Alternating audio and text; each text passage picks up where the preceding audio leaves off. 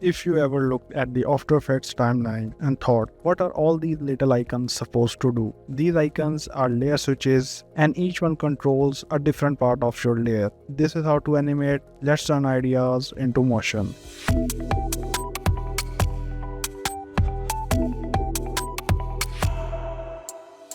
Let's start from the left side of the timeline. The first switch is video. This controls whether the layer is visible in your composition. Turn it off and the layer disappears from the preview without deleting it. Next is audio. This controls the sound from the particular layer. Turn it off and the layer remains visible but its audio is disabled. Then we have solo. Solo lets you temporarily view only the selected layer or layers. This is extremely useful when you are working on the complicated compositions and want to focus on one or very few elements. Select your desired layers and turn on solo switch. Now only soloed layers are visible and audible in composition. Next is lock.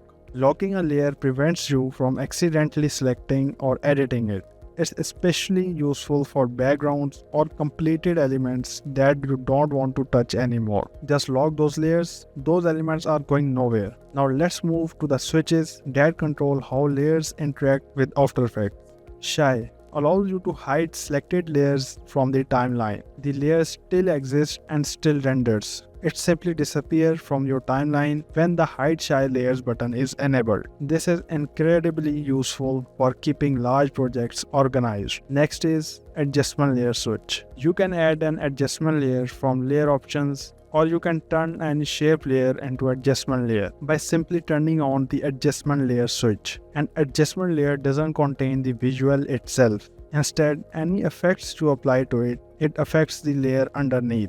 For example, you can add lumetri color to an adjustment layer and color correct multiple layers at once. Now we have the 3D layer switch. Enable it and your 2D layer becomes 3D, giving you access to 3D and geometry options. Move and rotate your objects in X, Y and Z axis and interaction with camera and lights. Next is motion blur. When enabled, After Effects adds realistic blur to moving layers, so the movement don't look fake and choppy. But remember, you also need to enable the motion blur button at the top of the timeline for the effect to actually render. Then we have frame blending. This helps create smoother looking motion when footage is being played at different frame rate or when you are using time-based effects. And finally, we have continuously rasterize. From vector layers and compositions, this can help preserve sharpness when scaling and can change how transformations are calculated. Here's your pro tip. Don't turn every switch on just because it exists. Some switches can increase processing time or change how your layers behave. Instead, use them only when you actually need them. For example,